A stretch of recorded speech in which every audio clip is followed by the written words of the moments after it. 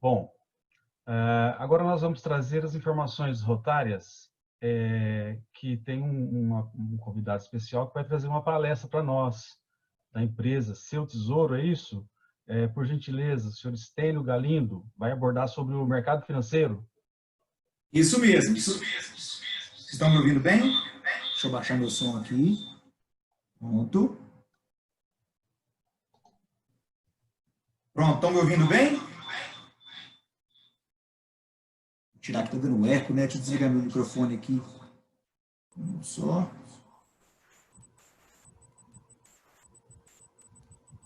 Aproveitando só, a doutora Daiane que chegou aí, Daiane. Isso. Parabéns pelo dia do pediatra, né? Seu dia. Obrigada, gente. Obrigada, companheiros. Deus abençoa. Deus abençoa. Legal, o recorrido vai ser Parabéns, legal. companheira. Obrigada. O protocolo. Sim, protocolo, sim. Luciano. Quem seria Diego que entrou? Diego. O meu sócio, né? Isso. E quem que é o 890? Tem uma numeração aqui. Não sei. Na verdade, o meu sócio é o Paulo, ele está no login do É Diego. a Ana Lúcia. Ana Lúcia Rocha. Ana Lúcia. Saudade, tá aqui de volta, recuperada, graças a Deus. Saudades. Tudo certo, Stênio? Não estou ouvindo aqui. Tá ouvindo? Stênio? Pronto. Vou deixar meu celular mais longe. Prontinho. Ele tá alto aí que tá dando eco, viu? Renato, eu não estou te ouvindo. Estênio, nós estamos te ouvindo bem, tem um pouquinho de eco, mas dá para ouvir bem. Perfeito. Bom, vamos lá? Podemos começar? Sim, pode começar. Perfeito. Primeiro é um prazer participar com vocês. Deixa eu desligar meu celular, porque senão eu vou ouvir dois áudios. Isso. É um prazer, agradeço muito ao Renato pelo convite. É uma honra estar aqui. Eu que já fui do Interact há uns 18 anos atrás. Na verdade, um pouco mais, né? Eu fui presidente fundador do Interact da cidade de Ituverava, que é a cidade que eu sou natal. E na época meu pai era rotariano e não tinha Interact lá, né? Até que eu tive a oportunidade de participar de um EDIC em São Carlos. E para mim foi muito bom e eu ficava inconformado daquilo não poder ter na minha cidade, né? Então, eu pedi para meu pai a oportunidade de juntar alguns amigos e criar um Interact. E na época eu não podia, porque a idade mínima era 14 anos e a pessoa que estava encabeçando o negócio era eu, que tinha 13, né? Acontece que nós entramos com um pedido, uma solicitação, e nós conseguimos fundar um Interact em Ituverava com 50 jovens. E eu fui presidente fundador com 13 anos de idade. E aquilo para mim foi muito bom. Então, meus irmãos fizeram parte daquela época. A minha esposa hoje era minha amiga de Interact na época, então a gente participou de bastante coisa. Depois nós fundamos o Rotaract lá também. E quando eu fiz 18 anos, eu fui fazer faculdade e a vida tomou um rumo diferente. Mas eu fico muito feliz de estar podendo voltar a essa realidade. O Rotary que fez parte... Esses dias eu até fiz meu pai contou a história dele no nosso grupo, depois eu vou mostrar para vocês aqui no final da nossa conversa, e vários amigos comentaram que gostavam daquela época, que fez muito bem para o desenvolvimento profissional, enfim. Bom, mas nós vamos aqui falar um pouco sobre educação financeira, né? Investimento. Posso continuar? Tem alguma dúvida? Alguém gostaria de fazer algum comentário antes de a gente continuar? Eu posso tocar aqui. Tranquilo, Estênio, pode continuar. Se de vez Só em quando eu te pautar, se de vez em quando eu te pautar no tempo aqui, isso é o meu papel, viu? Oi? Se de vez em quando eu te falar o tempo de palestra aqui, você não repara não que é o meu papel, tá? Pra gente não estourar os períodos, mas tá tranquilo. A palavra é sua. Tá bom, então, tá bom. Deixa eu mudar aqui. Um minutinho só, pronto.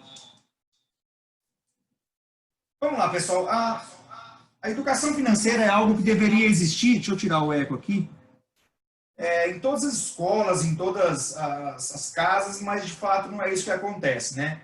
A gente está acostumado a ser educado para crescer, para trabalhar e criar uma profissão, né? Ter uma profissão, ganhar dinheiro, mas eu não tive essa educação de base, nem da minha família, nem da minha escola, muito menos na faculdade que eu fiz.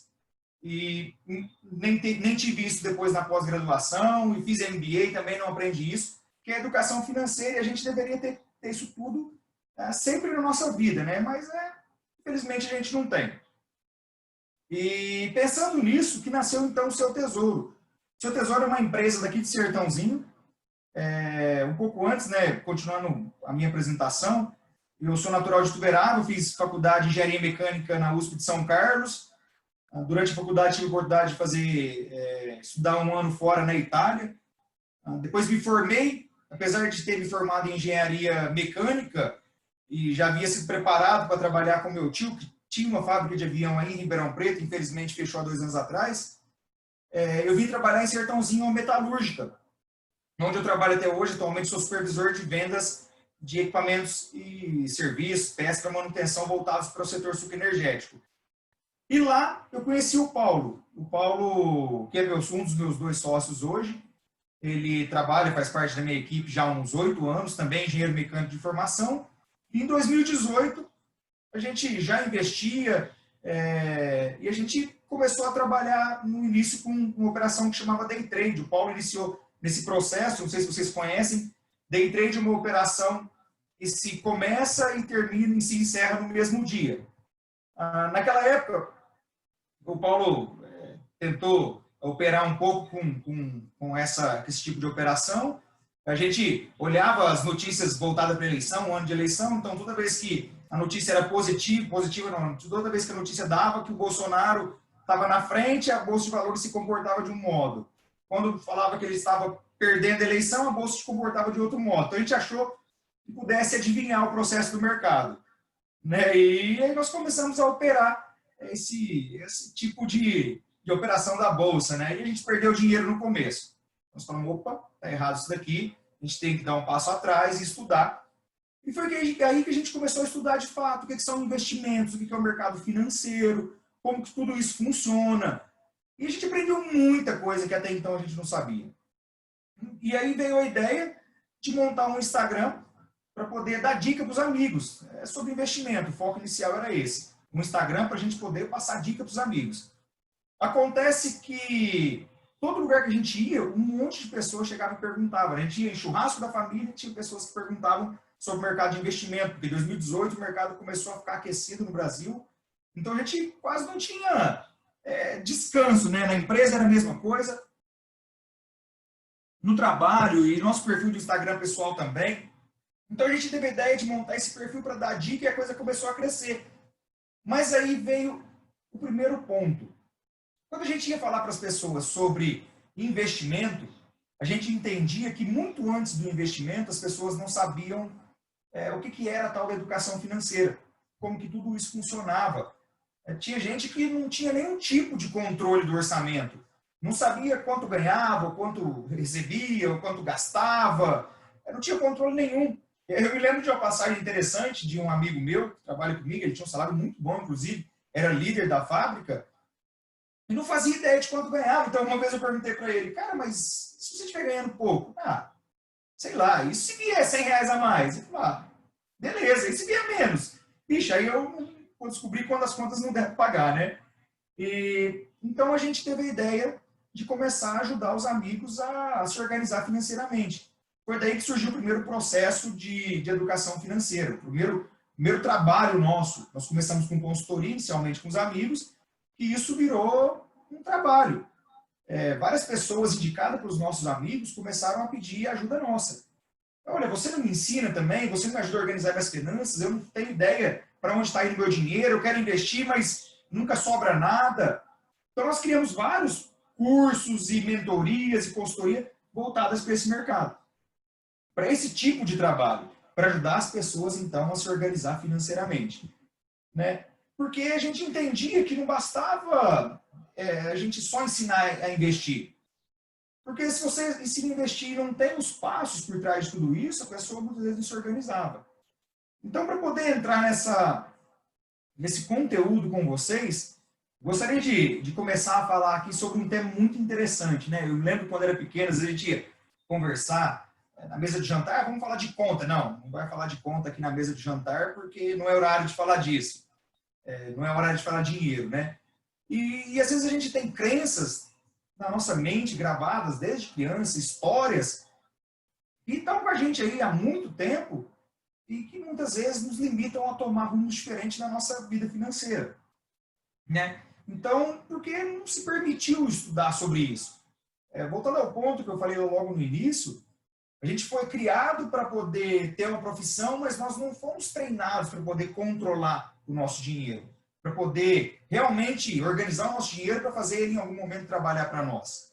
Eu não aprendi isso em nenhuma das etapas educacionais que eu tive na minha vida. Então, o dinheiro é algo que a gente deve sempre conversar com a família, entender para que serve o dinheiro, o que é esse negócio que para algumas famílias, inclusive, é um tabu, não se fala de dinheiro, quem coordena o dinheiro é determinada pessoa da família e ninguém mais fala sobre isso. Então, na verdade, o dinheiro ele não passa de uma ferramenta para você alcançar aquilo que você deseja na sua vida, ele não pode ser o foco principal. E foi isso que fez o nosso trabalho tomar realmente um rumo diferente. Porque o dinheiro ele passou a ser, a gente passou a ensinar isso às pessoas, que o dinheiro ele não precisa ser um tabu, ou algo ruim, ou algo bom. Ele tem que ser simplesmente uma ferramenta para você alcançar aquilo que tem sentido na sua vida. E para as pessoas pode representar coisas diferentes. Como, por exemplo, pode representar liberdade, sucesso, até mesmo poder, por que não? Ou então segurança. Se você tiver dinheiro, você pode morar numa casa um pouco mais segura, trazer mais conforto para sua família, qualidade de vida, liberdade para você viajar, fazer aquilo que você quer, quando você quiser. Então é isso que a gente, de fato, precisa parar para pensar. Inclusive, o dinheiro é a ferramenta para você alcançar tudo aquilo que você quer. E ele não é o fim. Ele é o meio para você alcançar seu fim, né? Então, só que no início a gente se deparou várias vezes com um pensamento, por exemplo, olha, mas eu não quero falar sobre isso, eu aprendi que quem tem dinheiro é pessoa ruim, eu aprendi que ser rico é perigoso, ou então que aquela pessoa que tem dinheiro é uma pessoa má. E isso, infelizmente, é uma crença que muitas pessoas, a gente já deu treinamento, já deu consultoria e mentoria para muitas pessoas, e é algo que muitas pessoas carregam. E, na realidade, não é bem por aí. Porque o dinheiro, ele é um amplificador de caráter, não é ele que determina o seu caráter. Se você é uma pessoa ruim, obviamente que se você tiver dinheiro, você vai ter condição de fazer mal para outras pessoas. Mas se você for uma pessoa boa, com dinheiro você consegue fazer o bem para outras pessoas. Ele não passa de um amplificador de caráter, né? E o que vem antes ainda do dinheiro, que é muito mais importante do que o próprio dinheiro, é a educação financeira. Como eu disse, e a gente repete isso sempre, a educação financeira ela é algo que falta na nossa cultura. Falta a gente entender o que é a educação financeira e organizar isso, organizar o modo que você cuida do dinheiro, como você trabalha com as suas finanças. A educação financeira ela vem muito antes do que o fato de simplesmente ter dinheiro. Eu vou dar um exemplo para vocês. Eu conheço pessoas, por exemplo, que passaram a ganhar cada vez mais, e sempre que ela tinha um aumento, ela aumentava o padrão de vida e estava devendo mais do que devia quando estava no degrau anterior. Então ela ia aumentando o seu salário, suas fontes de renda, mas ia gastando cada vez mais e aquilo virava uma bola de neve, porque faltava educação financeira. E tá aí, se vocês pesquisarem, né, quantas pessoas já, por exemplo, ganharam na Mega Sena e que simplesmente perderam tudo. Quantos artistas, jogadores de futebol que ganharam muito dinheiro e hoje estão amargurando aí, sentindo falta, passando dificuldade? Porque não souberam cuidar dele, né? Então, a educação financeira ela é a base de tudo isso. Mas o que é educação financeira, né? Educação financeira é a arte de planejar para poder realizar os seus sonhos. Basicamente, são ferramentas para poder fazer você tomar as atitudes corretas com relação ao seu dinheiro. Quando eu digo isso, eu quero dizer atitudes corretas para você ganhar mais, economizar mais e investir de maneira inteligente. Isso sim é educação financeira. É utilizar o dinheiro como ferramenta para melhorar a sua vida. Não simplesmente guardar o dinheiro igual o tio Patinhas, né? Porque senão não tem muito sentido. A ideia é você se planejar e utilizar essas ferramentas adequadas para poder realizar os seus sonhos. Os sonhos que você tem aí desde a infância. Quantos sonhos a gente tem desde lá da nossa infância que vão ficando para trás? E a gente não para pensar que, olha, se eu colocar isso no papel, me organizar, me esforçar, eu vou conseguir alcançar. Deixa eu só ligar aqui um minutinho só. Pronto.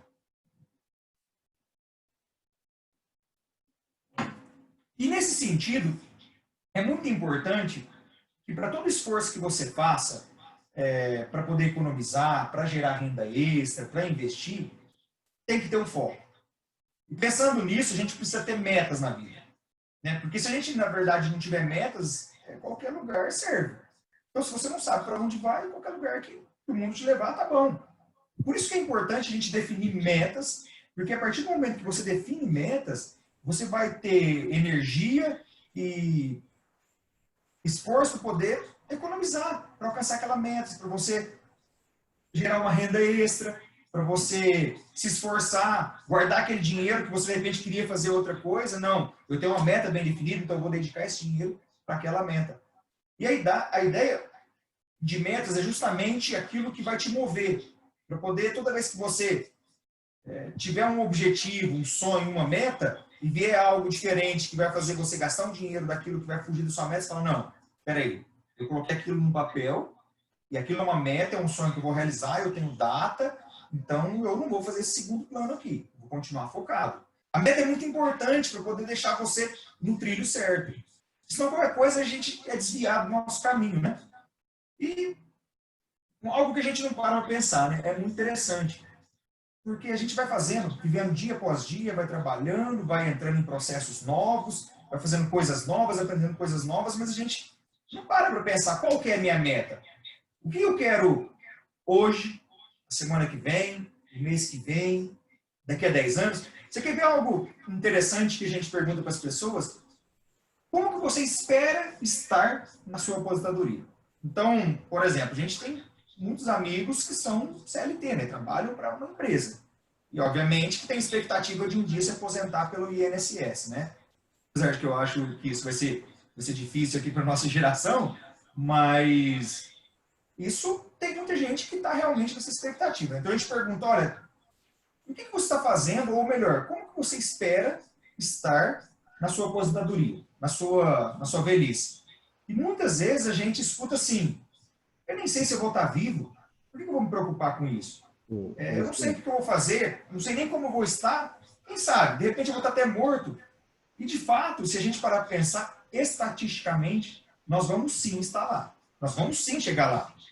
Porque eu vi aqui na apresentação do início da reunião, algumas pessoas da área da saúde, e o meu ajudante está aqui trazendo minhas coisas. É meu filho mais velho. Estatisticamente, nós vamos chegar lá. Então, como que a gente pretende chegar lá na velhice? Nós pretendemos depender dos nossos filhos, do sistema de saúde público. A gente sabe que com a aposentadoria pública hoje, a gente já não dá tempo para viver, né? Imagina lá na frente. E muita gente responde isso. Eu não sei nem se eu vou estar vivo.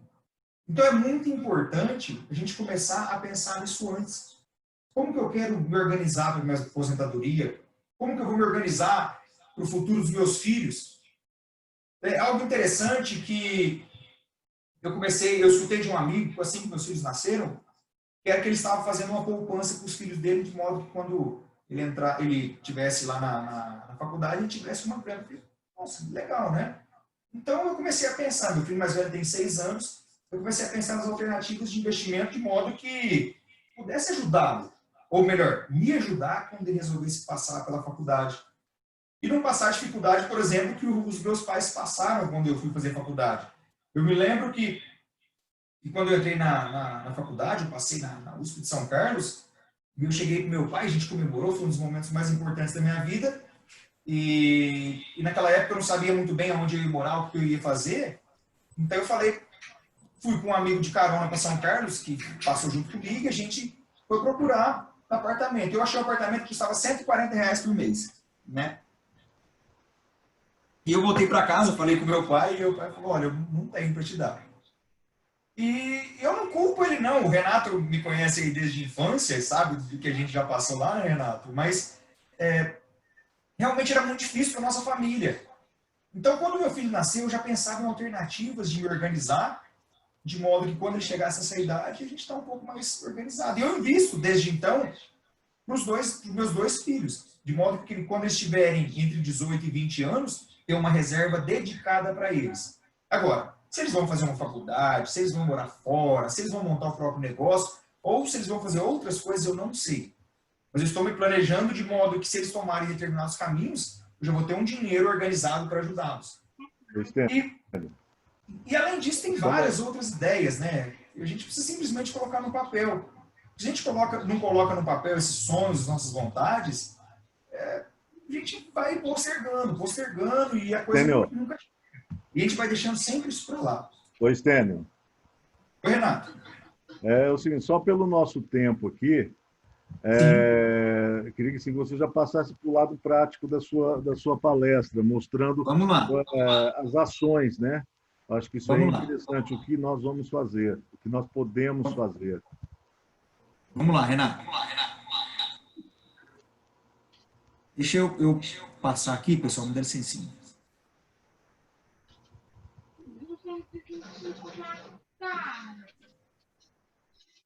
Para a gente poder, deixa eu só colocar uma tela aqui para vocês, tá? Renato, é o seguinte, antes da gente... Posso continuar?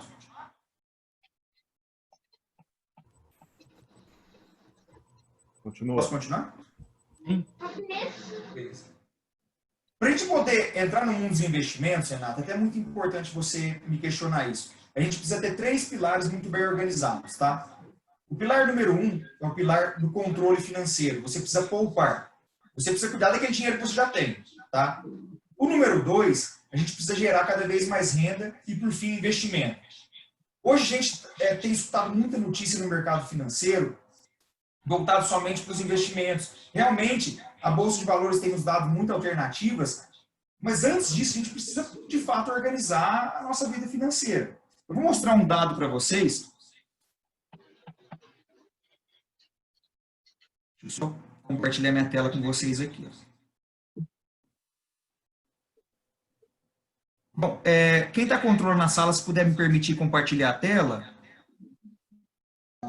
Já está liberado. Está liberado? Vocês estão vendo a minha tela? Sim. Aí, pronto, deixa eu passar para frente. Vou dar um dado interessante para vocês. 58%, de acordo com a Ambima, 58% dos brasileiros não possuem nenhum tipo de investimento. E dos 42%, e a maioria, e a justificativa que essas pessoas dão, é porque não tem capital no final do mês. Por isso que a gente fala, primeiro nós precisamos cuidar do nosso dinheiro, a gente precisa ganhar mais dinheiro através de uma renda extra, por exemplo, para aí depois a gente entrar no mercado financeiro. Se a gente não cuida desses 2 pilares principais, se a gente não tem uma meta bem definida, nós não vamos ter esforço para chegar lá. Então, a maioria das pessoas justificam que não tem. Mas pior que isso, 42% dos brasileiros que investem, a maior parte, 90% desse número, está na poupança. Quase 36% dos brasileiros têm algum tipo de investimento, estão na poupança. É muita gente. Infelizmente, a poupança não está rendendo nada. E só continuando os números aqui, 6% está na previdência privada e somente 1% está na Bolsa de Valores. E quais são os motivos, então, de que por que as pessoas, de 90% das pessoas que investem estão na poupança? Primeiro, segurança financeira, retorno sobre aplicação, mas nem sabe o retorno que está tendo, né? Algo que vem em nossa cultura, nossa história, então a pessoa continua investindo ali, ou simplesmente deixa o dinheiro guardado e para não deixar em casa, debaixo do colchão, na conta corrente, coloca na poupança, né? Alguns têm o objetivo de comprar carro, imóvel, então vai guardando. Tanto é que a gente tem a cultura de guardar o dinheiro na poupança. Mas o problema é que a poupança não rende nada. Para vocês terem ideia, 60% da população americana investe na Bolsa de Valores. E é na Bolsa de Valores que estão os maiores ganhos. Mas por quê, né? Isso é uma questão de cultura. E antes mesmo da gente começar a investir, a gente precisa de ter um negócio muito importante que é chamada reserva de emergência. A reserva de emergência, eu não sei se todo mundo aqui é familiarizado, é um montante financeiro que você deve ter e fica guardado de modo que você tem algum, por exemplo, perca seu emprego, ou você tem um problema na sua casa, ou você bata o carro, se você não tiver seguro, você vai ter que buscar esse dinheiro de algum lugar. E a reserva de emergência é muito importante para ajudar a gente nesses momentos de crise, né? Porque você imagina, se der alguma coisa errado e a gente não tem uma reserva, nós vamos ir para o cartão de crédito, nós vamos para cheque especial, nós vamos pegar dinheiro emprestado. Então, antes da gente começar a investir no mercado financeiro, é importante que a gente crie uma reserva de emergência.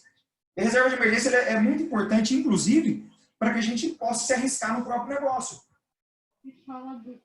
Tecnicamente, ela é recomendada que seja de 6 a 12 vezes o nosso custo de vida mensal. Então, se a pessoa, por exemplo, tem um custo de vida mensal de R$2.000, é importante que ela tenha de 12 a 24 vezes o custo de vida mensal. De modo que, se for mandado embora, aquele dinheiro vai ajudar, ou se perder o emprego, ou tiver um negócio e o negócio passar dificuldade, é para isso que serve a reserva de emergência. Mas o porquê, então, que a educação financeira é importante? A educação financeira, o pilar investimento é um dos pilares da educação financeira. Se vocês olharem esse gráfico aqui, ele mostra uma curva de R$10.000. Suponha que você fez um esforço, colocou R$10.000 na poupança. Ao longo de 12 meses, nós vamos ter R$10.157. Só que se esse mesmo R$10.000, ao invés de você ter guardado ele, colocado ele na poupança, ele estivesse numa dívida de cartão de crédito e você não pagasse ele, ao longo desse mesmo um ano, você vai estar devendo R$48.000 para o banco. Isso que é importância. Por isso que a gente fala, antes de a gente ir para o mercado de investimento, é muito importante a gente cuide do próprio dinheiro.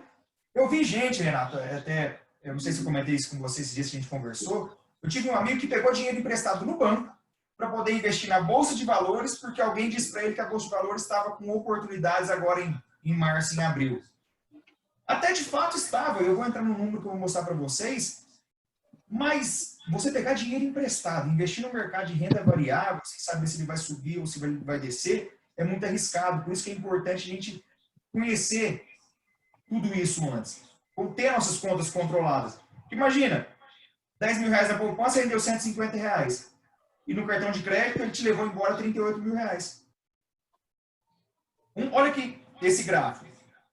Esse gráfico, por que eu disse para vocês que a poupança, os 90% das pessoas que investem estão na poupança, estão investindo num investimento ruim. A poupança hoje ela deixou de fazer sentido. A poupança ela rende 70% da taxa Selic, que está em 2,25. A poupança, na realidade, está rendendo menos que a inflação. E olha que interessante esse gráfico. A curva vermelha, ela mostra o comportamento da taxa Selic e a curva azul, ela mostra o comportamento do índice Bovespa, que é a média dos preços das maiores empresas da Bolsa de Valores, né? Então, aqui, em 99, a nossa Bolsa de Valores estava desvalorizada, o mercado ainda era muito imaturo, estava no início, em contrapartida, a nossa taxa de juros estava lá no alto. E aí, o mercado veio se movimentando. Hoje, a gente vê a nossa Bolsa de Valores em janeiro bater 120 mil pontos, quando chegou a pandemia, em março, ela chegou a cair a 63 mil pontos, agora já passou dos 100 mil pontos de novo, e a taxa Selic está cada vez menor. Ela está batendo os recordes mínimos da história. Por isso que é importante, no mundo dos investimentos, a gente buscar alternativas para os investimentos. Porque se a gente não buscar, para vocês terem ideia, a previsão da taxa da inflação no Brasil para o final desse ano é de 2%. E a taxa Selic está em 2,25% e a poupança, que rende 70% da Selic, está em torno de 1,57%. Então, para quem tem dinheiro na poupança ou em algum outro investimento de renda fixa, por exemplo, no Tesouro Selic ou em outros títulos, e deixa o patrimônio inteiro investido nesse tipo de investimento, está perdendo dinheiro. Vai perder para a inflação ao longo do tempo. Aqui tem um dado importante. Nós temos a curva vermelha, que é a primeira curva, a curva amarela e a curva verde. Aqui é os mesmos R$10.000 nesse exemplo. No primeiro exemplo, que é o verde, é esses R$10.000 num investimento de carteira variada. E quando eu falo carteira variada, eu estou dizendo que tem renda fixa, ela tem bolsa de valores, ela tem ações, ela tem fundos imobiliários, tem investimento no exterior. Tem uma série de investimentos que permite você ter um ganho de 10% ao ano. E é fácil de fazer isso. A gente, mesmo aqui no Seu Tesouro, a gente trabalha com esses números. É algo aplicável, é algo que a gente faz, é algo que nossos clientes fazem, nossos alunos fazem. Então, você tem um investimento de uma rentabilidade de 10% ao ano. No outro exemplo, que é o amarelinho, é o seu dinheiro colocado no Tesouro Selic, que é um título do Tesouro Direto. No primeiro exemplo, deixa eu só tirar aqui da frente que eu não estou enxergando o dado. Deixa eu mudar ele de lado. Aí. No primeiro exemplo, os mesmos R$10.000 em 49 anos vão virar R$1.067.000. Na linha de baixa amarela, os mesmos R$10.000 no Tesouro Selic, mantendo a taxa que está hoje, tá, pessoal? É claro que, ao longo do tempo, a inflação sobe, a inflação desce, a taxa de juros sobe, a taxa de juros desce, a bolsa de valores se valoriza, desvaloriza, enfim. Mas mantendo os patamares que eles estão hoje, a gente vai ter R$25.000. E se você for uma poupança, é um pouco pior. Vai ser R$21.500. Então, por isso que é importante ter uma carteira de investimento diversificada, para que a gente, ao longo do tempo, consiga acompanhar o mercado. E tudo isso, ele é baseado no risco, né? O que a gente gosta de passar para as pessoas. Quando as pessoas nos perguntam do risco, né? Porque a Bolsa de Valores, na verdade, ela tem uma lenda que diz que a Bolsa de Valores é arriscada. Eu escutei pessoas falarem coisas de tipo, a Bolsa de Valores é cassino, eu vou colocar meu dinheiro lá e eu perder. E, na verdade, não é bem assim. A Bolsa de Valores é onde você compra partes de empresas, e, obviamente, existem empresas boas e existem empresas ruins. E quando você compra uma ação, você está comprando uma fatia de uma empresa. Obviamente, se você tiver muito dinheiro, se for uma fatia grande, se tiver pouco dinheiro, compra uma fatia pequena. Você pode comprar, por exemplo, um fundo imobiliário. É como se você estivesse comprando um imóvel na expectativa de alugar. É basicamente isso que acontece na Bolsa de Valores. É claro que o risco ele é inversamente proporcional aos ganhos. Então, e ele muda de acordo com o nosso conhecimento.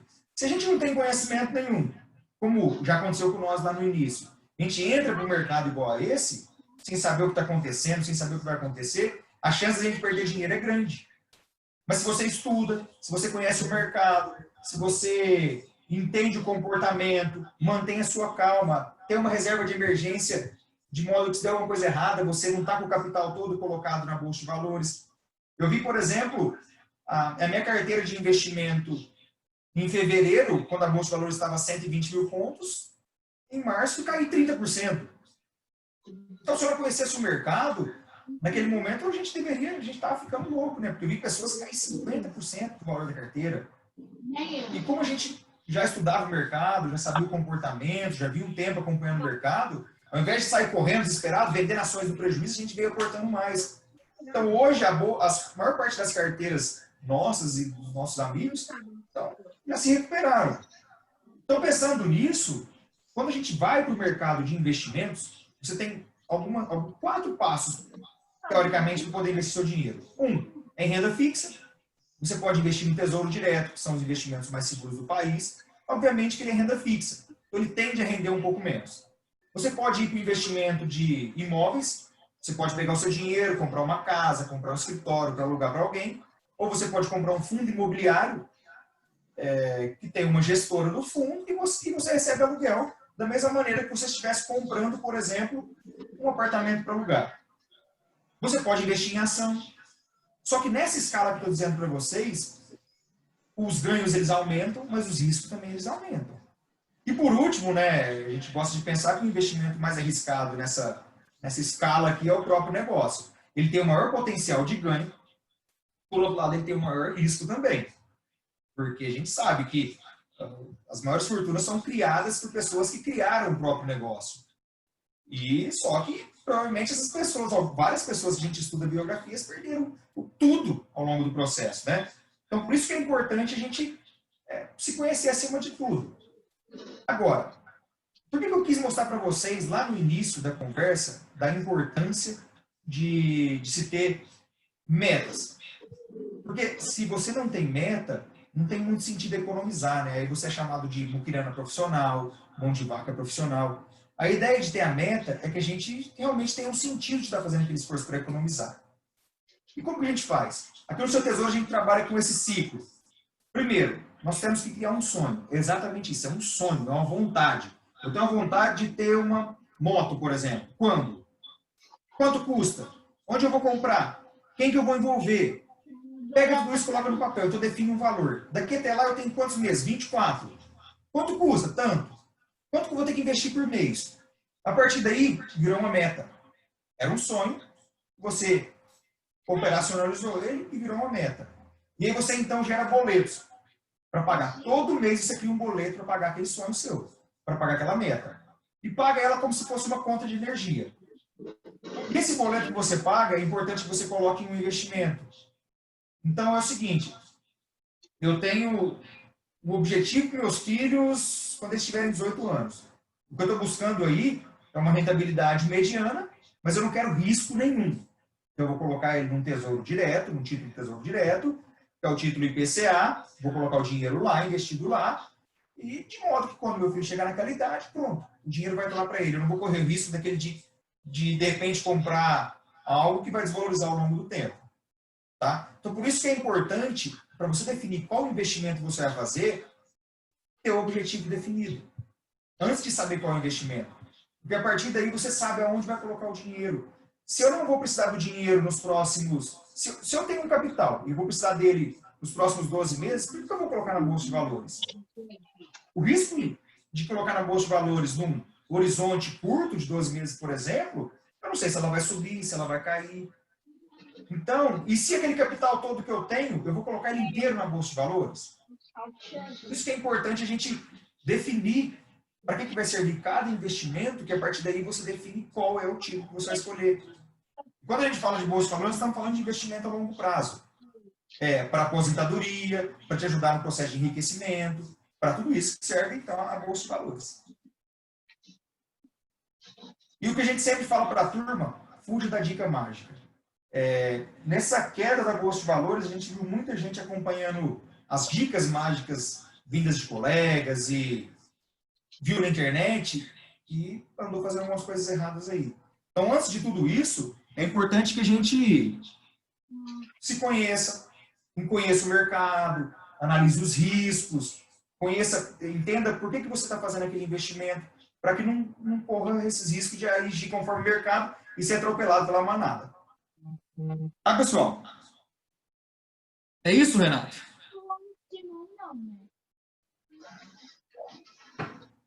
Não estou ouvindo? Legal, acho que pode tirar a dúvida aí do pessoal, ver alguém. Oi? Que quer. Eu acho que pode começar a tirar a dúvida do pessoal, né? Ver se alguém tem alguma coisa aí que queira perguntar. Sim, vamos lá.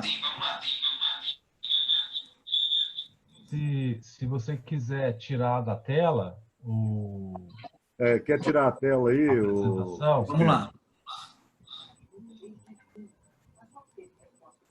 Aí se alguém tiver alguma pergunta, saiu não.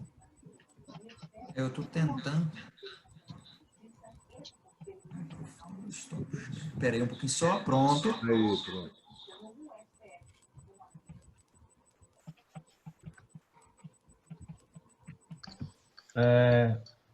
Alguém tem alguma dúvida aí? Quer perguntar alguma coisa?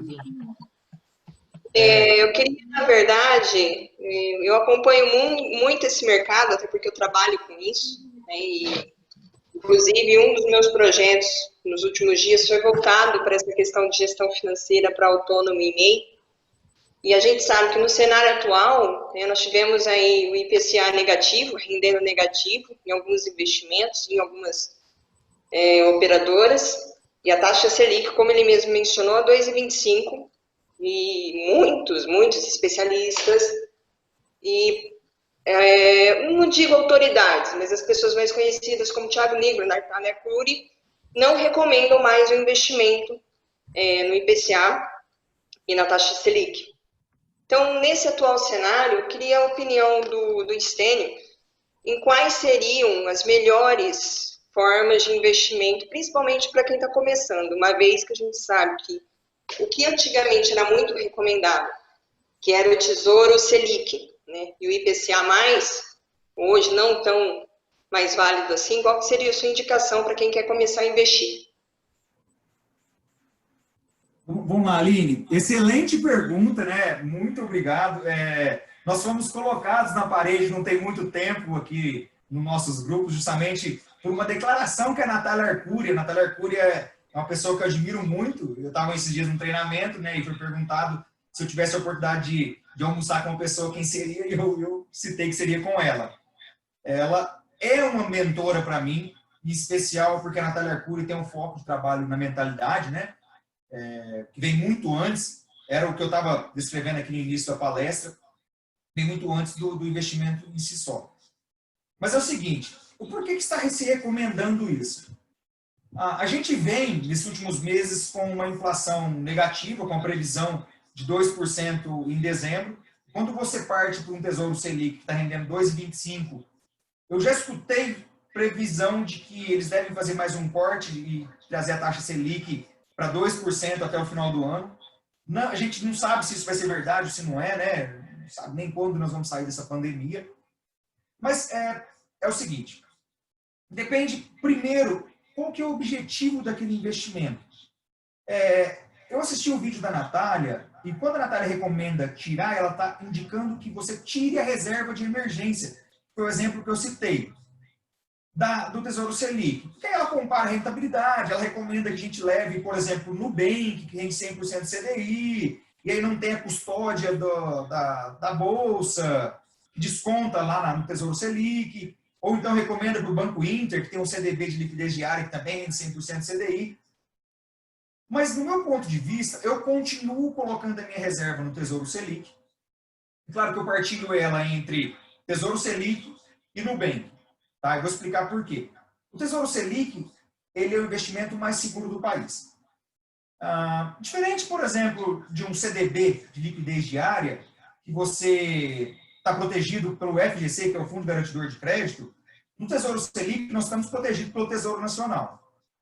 Como que eu perco um dinheiro se eu tiver, por exemplo, com dinheiro no Nubank ou no Banco Inter? Se o banco quebrar. Mas se eu tiver 250 mil reais naquela instituição, o FGC me devolve aquele dinheiro.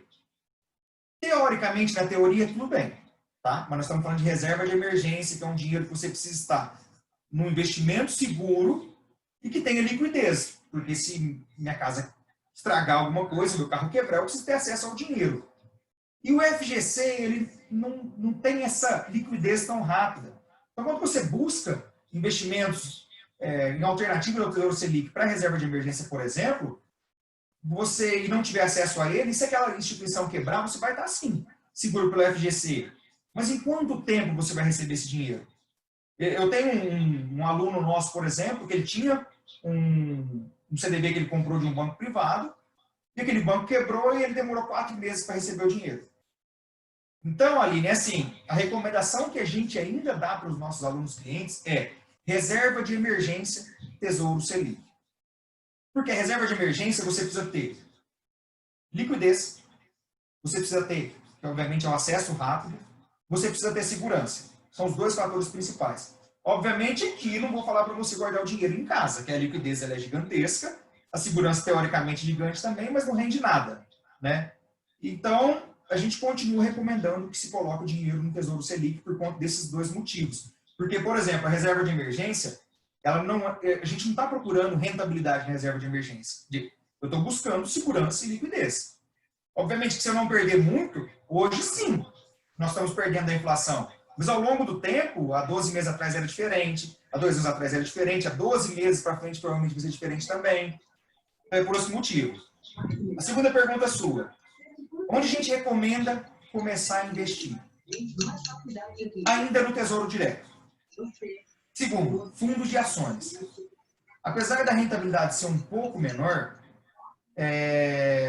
você precisa começar a sentir o mercado. Porque muito antes da rentabilidade, que todo mundo quer ganhar 2% ao dia, né? 10% ao dia, enfim, todo mundo quer isso. Mas antes de você começar a sentir o mercado, você precisa se conhecer. E quando tá bom, tá legal.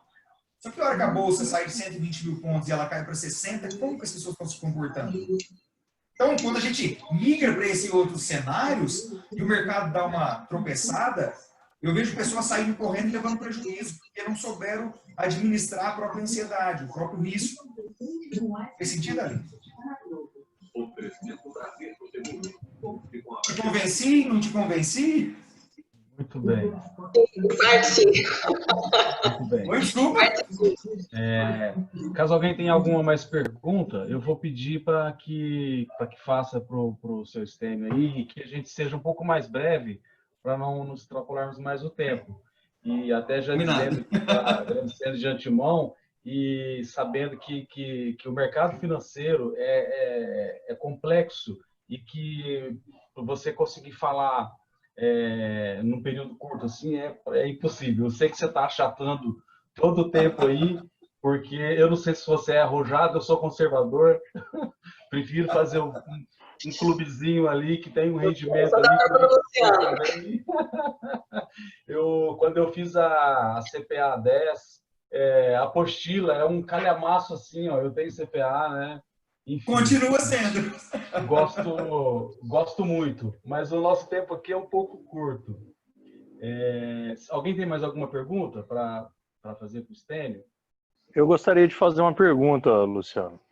Vamos lá, Felipe. Stênio, boa noite. A gente sabe que eu trabalhei com investimentos durante um período também, e a recomendação de investimento para um cliente, uma carteira pode ter várias finalidades, né? Formação, educação de filhos, como você mesmo citou, enfim. Como é que você, numa formação de carteira futura, olhando para vários quesitos, como é que você recomenda a um cliente sucessão patrimonial? Tá, não entendi. Como sucessão patrimonial? Como é que você... A sucessão, o fato dele passar, né, a montar uma carteira de investimento onde ele possa se prevenir em termos de sucessão patrimonial. Ou seja, prevenir-se contra um inventário ou passar mesmo o dinheiro dele para os herdeiros. Tá, deixa eu baixar aqui. Hoje nós não recomendamos, porque a gente está num processo de certificação, até o Paulo, que é meu sócio, era para já ter feito a prova da CNPI para ser um analista de investimento e acabou que essa pandemia atropelou um pouco o processo. Então, hoje a gente não pode recomendar, tá? Eu digo o que eu faço e obviamente, que a gente explica naquilo que nós atuamos. Então, o Seu Tesouro ele é uma empresa de educação financeira. O nosso objetivo não é trabalhar hoje como um assessor de investimento, como um analista de investimento. Nós estamos, obviamente, nos organizando para em algum momento chegar nisso, mas nosso objetivo hoje é trabalhar com educação. Felipe, né? O nosso objetivo aqui é dar cursos de educação financeira e cursos de investimento, ensinando a pessoa a escolher o melhor ativo que vai atender o objetivo dela. Então, eu vou dizer para você o que eu faço. Eu tenho 2 filhos, eu tenho 3 coisas que eu faço que envolvem a minha família. Uma, eu invisto, e essa é a primeira de todas, não tem conversa, eu invisto no futuro deles no IPCA 2035. Então, voltando um pouco o que a Aline falou, eu não importo se está rendendo pouco, se está rendendo muito, se está me pagando IPCA mais 2,25 ou se está me pagando uma IPCA mais 4,5. Eu invisto porque a longo prazo eu não quero ter risco, eu quero esse dinheiro para eles. Tá? Para mim, eu invisto numa carteira diversificada, buscando maior rentabilidade, e no meu futuro para uma aposentadoria e liberdade financeira. Então, eu tenho uma carteira diversificada entre renda fixa, bolsa de valores, fundos imobiliários, investimento no exterior. E com esse mix de carteiras, eu consigo acompanhar uma rentabilidade mais adequada para o meu objetivo. É claro que, a cada vez que eu crio uma meta, eu crio um investimento separado para ela. E eu também tenho, isso está num projeto, que é fazer uma carteira de investimentos com meus 2 filhos, dedicadas para ele. Eu estou com um pouco de dificuldade, como eles são menores, eu só conheço uma corretora, que eu tenho banco digital e corretora atrelado uma na outra, mas a minha ideia é montar uma carteira de investimento para cada um dos 2, não buscando rentabilidade, mas buscando educação para eles. a minha ideia é que em algum momento eles estejam preparados e aprendam desde criança a investir a longo prazo. Agora, essa sucessão de patrimônio, Felipe, eu infelizmente não sei te responder. Legal. Obrigado, viu, Stênio? Isso daí é mais ou menos o que o Felipe está falando, é mais ou menos o holding da vida, não é? É aquele... Você pode fazer... É holding que fala? Uma holding? É, holding. Você faz holding.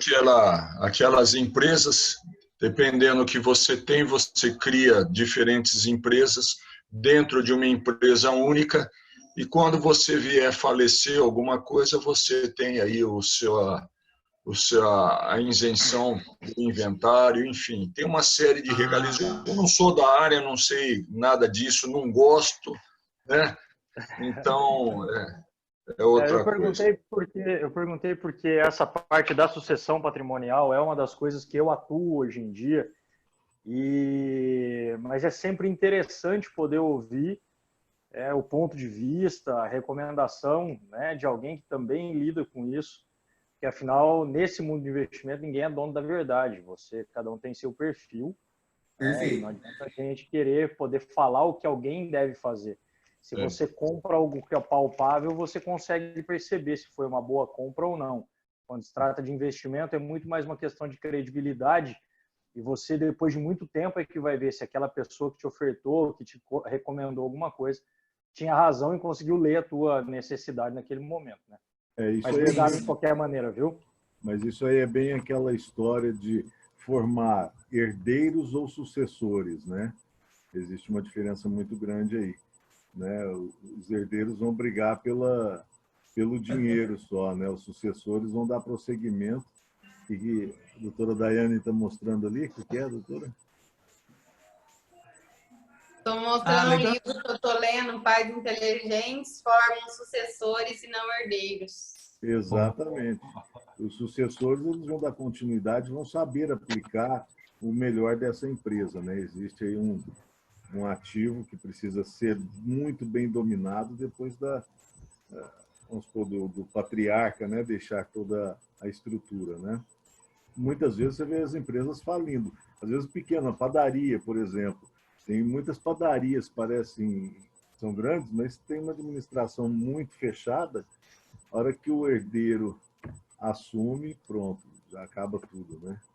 Muito bom. Isso é uma coisa que precisa ser bem debatido mesmo, viu?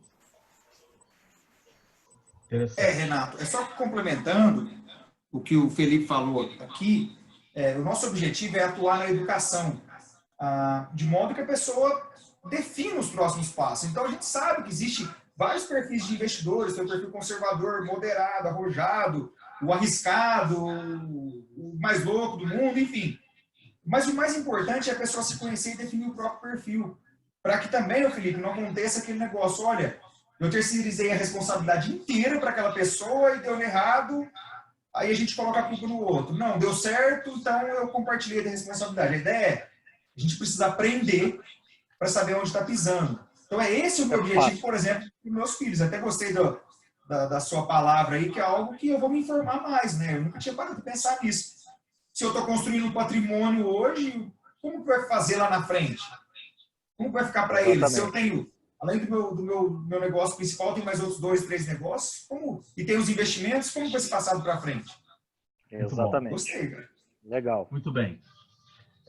Bom, eu queria dar continuidade e eu queria pedir duas coisas para o Sader, né, e depois para o companheiro Gilberto. O Sader, a gente está com o Fred, aí, nosso convidado hoje. Aí.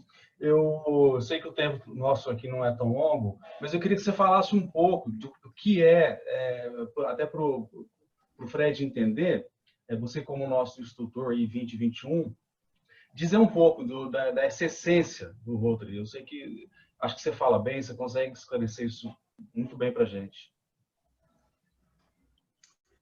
Bom, primeiro eu gostaria de perguntar só para o Stênio o que o Leandro é dele, porque eu tive numa reunião em Uberaba e foi homenageado o Leandro Galindo, que é agrônomo, no dia do agrônomo. E eu não sei se é parente dele ou não, E quem é seu pai? Porque só faz 30 anos que eu estou no Rotary, e quando fundou o Interact, eu já conhecia lá o Rotary. Então, eu queria saber quem é seu pai, que eu não estou me lembrando dele. Ah, não. legal. Deixa eu baixar que tá dando eco, né?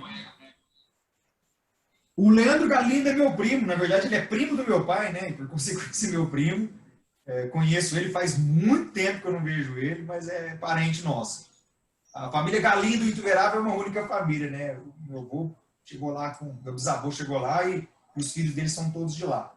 O meu pai é o Estevam Galindo, não sei se você conhece. Ele era do Não? Fórum. Ah, eu sei quem que é. É mais Esse conhecido povo lá já de caiu, Ituverava, eles já- Estevam Galindo. Ô, Sader, eles já caíram umas 10, 15 vezes de avião, viu? E não Como morrem. que é? Eu Já sei quem caíram é de agora. avião umas 10, 15 vezes e não morre essas coisas. A gente já deve ter se visto. Eu já participei de várias conferências do Rotary, EDIC, encontro regional, distrital, enfim. Que bom, que bom. Que bom que você retornou a casa. É sempre bom, né? Espero que de agora, se você não quiser ir para Ribeirão, venha visitar o nosso clube aqui em Sertãozinho. As reuniões são de quintas-feiras. Meu clube é o mais antigo, né? Se quiser ou se não. Agradecer mais uma vez a presença aí